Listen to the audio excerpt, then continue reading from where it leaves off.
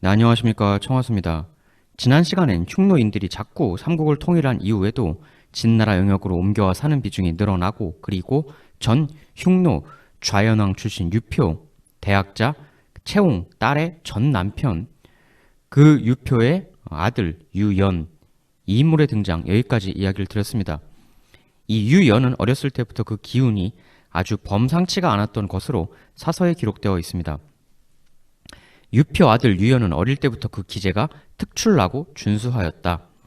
나이가 어릴 때부터 상당 사람 최유라는 인물을 스승으로 모시고 그에게서 각종 경전과 역사를 배웠다.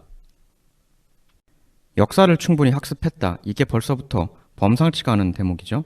그리고 무예수련도 게을리하지 않았는데 장성하게 되니 힘이 몹시 강력하고 원숭이처럼 긴 팔로 활을 쏘는데 그 능력이 아주 뛰어났다. 이 유연이 그 진나라 황실에서 볼모 생활도 해요. 그때 기록도 있는데 어려서부터 다양한 문무 교육을 다 잘 받았고 영특하다 보니까 이 사마염이 유연하고 대화하는 걸 아주 즐겼다고 합니다. 대화가 통했다는 거죠. 정신적으로. 근데 이 기록에 보면 이 유연의 비범함 때문에 진나라 조정에서 일련의 알력이 생깁니다. 오나라가 아직 살아있을 때 어떤 진 대신들은 대신 왕제, 유연처럼 문무가 출중한 이에게 남쪽의 일을 맡기신다면 오나라 평정하는 건 일도 아닐 것입니다. 능력 있는 유연이를 오나라 정벌군으로 보내자. 이런 의견까지 나오기도 합니다. 기본적으로는 흉노를 활용해서 오나라를 제거하면 손 안 대고 코 푸는 것 아니냐, 이런 부분도 있고, 또 이 유연의 능력이 매우 뛰어났다 하는 것도 알 수 있는 부분이죠. 이 사마염도 예뻐하니까. 근데 반면 기를 쓰고 반대하는 이들도 나옵니다. 대신 양요. 지금 유연, 그는 겉으로는 폐하께 충성하는 듯 하나 속마음은 다를 것입니다. 섣불리 중임을 맡겨서는 안 됩니다.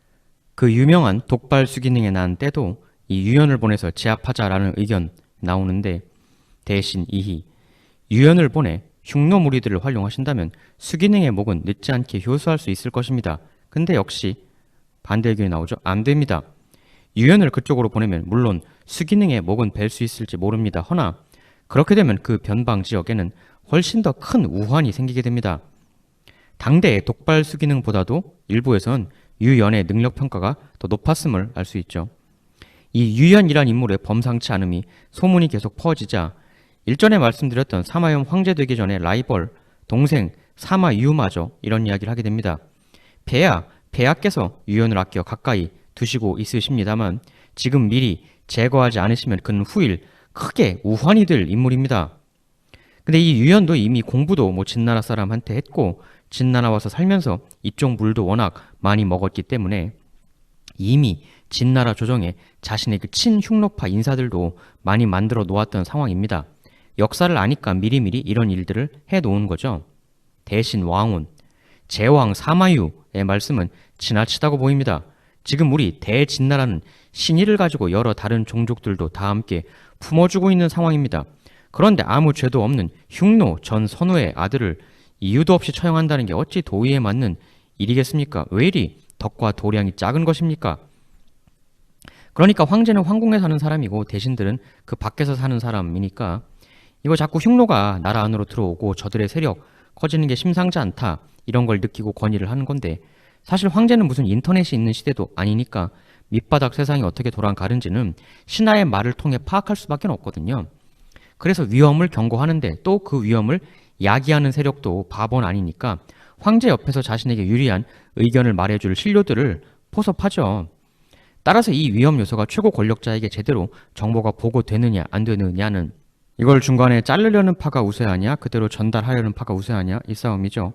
황제는 권력을 가지고 있지만 신하는 정보를 주고 있다는 것, 정보가 권력을 이기는 거죠. 이래가지고 황제 사마윤은 결국 유연을 그냥 내버려 둡니다. 그리고 그의 아버지 유표 채문이 남편이었던 그가 세상을 뜨자 유연이 그냥 그대로 뒤를 잇도록 해줘요. 그 세월이 지난 후 현명하고 인품 좋았던 사마염의 동생 사마유가 역시 또 세상을 뜹니다. 이 선비 쪽에도 변화가 좀 생기는데요. 선비 중에 후일 여러분도 잘 아시게 되는 막강한 세력을 떨치게 되는 모용선비, 그 선비족 일파 중 유명한 건 다들 잘 아시겠지만 모용선비, 우문선비, 탁발선비 같은 일파들이 있죠. 이 중에서 모용선비 얘기를 좀 해보면요. 이 모용선비에 모용섭귀라는 리더가 있었는데 이 아들이 모용토요콘, 모용외 같은 인물들이었습니다. 둘은 배다른 형제예요. 이 두 인물 다 굉장한 후대 역사에 영향을 끼치는 인물들인데 일단 아버지 모용섭귀가 세상을 뜹니다. 이 모용섭귀의 아버지의 동생이 있었어요. 모용내라고. 원래대로라면 그 섭귀의 아들이 대권을 이어받아야 했지만 이 동생 모용내가 권좌를 찬탈하고 적자였던 아들 모용외는 외지로 멀리 도망가기에 이릅니다. 이 섭귀가 사망한 게 283년, 그러니까 삼국지 종결 오나라 멸망이 280년이니까요. 그 3년 뒤인데 이 모용외가 2년여 동안 요동 등 여러 지역을 전전하면서 외지에서 고생을 해요. 그런데 권좌를 찬탈한 숙부 모용내는 285년에 선비족의 유력 세력가들에 의해 참사를 당하고 모용내를 제거한 선비 세력가들은 도망나가 있던 모용외를 다시 불러서 모용선비의 리더로 추대를 합니다. 이렇게 모용외가 대권을 잡았는데 그 또 다른 이복 형제 모용토요콘 있잖아요. 이 둘이 또 이제 갈등을 하게 돼요. 결국 모용토요콘은 자신의 세력들을 거느리고 서쪽으로 이동을 하게 되는데 그래서 만들어진 나라가 바로 토요콘입니다. 토요콘이라는 국명 자체가 이 토요콘 이름에서 나온 거죠. 이 모용선비를 장악한 모용외, 우리 역사하고도 굉장히 밀접한 관련이 있습니다. 이 모용외는 정권을 잡고 나서 굉장히 강력한 대외 정책들을 펼쳐나가는데요. 라이벌이었던 우문선비를 공격하겠다고 진나라한테 허가해달라고 했다가 진나라가 노하자 그에 열받아서 진나라 영역인 요소지역에 와서 엄청나게 행패를 부렸다라고 사서에 나와 있어요. 이래서 사마염도 어처구니가 없어서 유주의 군에게 시켜 모용외를 칩니다. 이 대결에서 일단 모용외가 참패합니다. 285년, 이때까진 진나라의 힘이 아직 괜찮았던 건데 근데 사서에는 참패라고 되어 있는데 그것도 갸웃한 게 이때를 기점으로 해서 모용외가 거의 매년 진나라 변경에 쳐들어와서 행패를 부렸다 이렇게 또 기록이 나오거든요. 지긴 졌는데 참패를 당한 것 같진 않아요. 그리고 진나라한테 사마시 진나라한테 행패 부린 것 이것도 중요한데 이 모용외가 285년에 무슨 짓을 또 하냐면 부여를 공격합니다. 근데 이 공격이 사서에 보면 엄청나게 강력했다고 나와 있어요. 자치통감에 보면 모용외가 동쪽으로 부여를 공격하여 이에 부여의 왕 의려는 자결하였으며 의려의 자제들은 모두 옥저로 대피했다. 모용외는 부여의 도성을 이멸하고 1만여 명을 사로잡아 돌아갔다. 라고 나와 있습니다. 이멸, 사실상 거의 멸망에 가까운 타격을 입혔다라는 건데요. 그래서 많은 사가들이 이때 부여가 너무 엄청난 타격을 입어서 해당 지역의 패권을 고구려에게 완전히 넘겨주게 되어 나갔던 것 아니냐 이렇게 또 많이 보죠. 근데 부여가 이대로 끝나느냐? 그렇진 않습니다. 사서 기록을 계속 보면 그 다음에 286년에 세상을 뜬 그 부여의 왕 의려의 아들 의라라고 있었는데요. 자치통감 의려의 아들 의라가 자신이 통솔하는 사람들을 이끌고 원래 부여 땅 보금자리로 돌아가길 원하니 이에 진나라의 지원을 요청하였다. 진나라의 동의교의 하감은 가침이라는 장수를 파견하여 의라와 부여인들이 돌아가는 것을 호위토록 하였다. 이걸 알게 된 모용외는 휘하장수 손정을 보내서 기병을 거느리고 그들을 치게 하였다. 그러나 가침 진나라 장수가 잘 싸워 손정 모용외 부하를 물리치고 목을 베어 결국 다시 부여가 회복될 수 있었다. 이렇게 나와 있습니다. 부여가 공식적으로 최종 멸망하는 것은 고구려 문자 명왕에게 부여 마지막 왕이 항복하면서인데요. 그때는 494년입니다. 그러니까 이때로부터도 약 200여 년은 더 유지가 되는 것이죠. 그렇지만 이 쇼크로 힘은 굉장히 많이 빠지게 되지 않았겠느냐라는 이야기들이 많아요. 근데 모용외 같은 경우는 이렇게 설치다가 우문선비가 강해지니까 또 갑자기 태도를 바꿔서 진나라한테 잘 지내보시죠 하고 고개를 숙이는 모습도 보여요. 해서 이렇게 점점 세월이 흐르다가 삼국지 시대를 종결시켰던 통일황제 사마염이 드디어 몸이 안 좋아지게 되는 일이 벌어집니다. 사서에는 사마염이 지나친 황음무도 방탕으로 몸의 생명, 정기, 씨가 고갈되어 삶이 저물어가는 대놓고 사마염이 여색과 풍류를 좋아해 병을 얻게 되었다라고 기록되어 있습니다. 이 사마염이 몸져 눕게 되면서 드디어 본격적인 대난리가 시작이 되죠. 사마염에게는 양염이라는 부인이 있었습니다. 이 둘 사이에서 낳은 아들이 사마괴, 사마충, 사마간 이렇게 있었는데 장남 사마괴가 너무 어려서 세상을 떴기 때문에 사실상 사마충이 장남인 셈이었죠. 그래서 차기 대권 서열 1순위가 되는 거죠. 일단 문제는 이 사마충이 굉장히 심한 백치였다는 점하고 사마충의 부인에게 있었습니다. 아들 사마충을 결혼시켜야 하는데 처음에 사마염은 위관이라는 사람의 딸과 사마충을 결혼시키려 했어요. 그때 여기서 그 가충의 부인 곽괴라는 인물이 등장을 하는데 이 곽괴는 여러분들 잘 아시는 제갈량 강유등하고도 사투를 벌였던 위나라 장수 곽회의 조카딸입니다. 이 곽괴가 여기서 이제 암약하게 되는데 이 황후 양념에게 접근하여 먼저 양념의 주변 사람들과 교분을 쌓은 뒤에 그들에게 막대한 뇌물을 갖다 바칩니다. 해서 이렇게 양념하고 한 라인을 개설하는 로비를 성공시켜요. 그래가지고 이 양념이 남편 사마염에게 그 곽괴와 가충의 딸인 가남풍을 사마충의 부인으로 강력 추천하기에 이릅니다. 하지만 사마염은 당연히 뭔 소리야? 이런 반응을 보이죠. 위공의 집안은 자고로 현명하기로 소문난 집안 아니오. 그러나 가충 집안 사람들은 질투가 많지 않소이까. 그러니까 턱도 없는 소리 하지 말라는 건데 근데 가충은 또 순욱, 풍담 등 여러 신하들을 또 포섭하여 그러니까 이 순욱은 그 유명한 순욱 말고 또 다른 사람이죠. 전방위로 사마염에게 의견을 말하게 해 끝끝내 로비의 힘으로 그 사마충과 가남풍 결혼을 성립시킵니다. 사마충이 매우 문제가 많다는 건 아버지 사마염도 알고 있었어요. 충을 황제시키는 것에 대해 늘 미심쩍은 생각을 가지고 있었는데 당시 황궁의 그 제인 아주 낮은 비빈으로 사구라는 여인이 있었는데요. 이 사구라는 여인을 사마충에게 보내줍니다. 신분이 비천했다라고 기록되어 있지만 굉장히 현명하고 궁중의 법도 같은 것을 잘 아는 지적인 여인이었다고 해요. 해서 이 사구가 사마충을 극진히 보살피면서 사마충의 아들까지 낳게 됩니다. 그게 바로 사마휴이에요. 이 사마염이 그 아들 사마충을 못 믿어하면서도 그래 사마충으로 그냥 가자라고 했던 것에는 손자 사마휴의 존재가 아주 컸습니다. 이 사마휴는 아버지 사마충과는 달리 엄청 영특했었다라고 기록되어 있어요. 아직 사마염 시절에 어느 날 황궁에서 불이 난 적이 있었습니다. 이걸 사마염이 진화하라 지시한 후 망루에 올라가서 바라보고 있었는데 손자 사마휴이 할아버지 사마염에게 다가가 그의 옷깃을 당기며 이렇게 이야기를 했습니다. 불빛이 비추는 곳에 서 계시지 마십시오.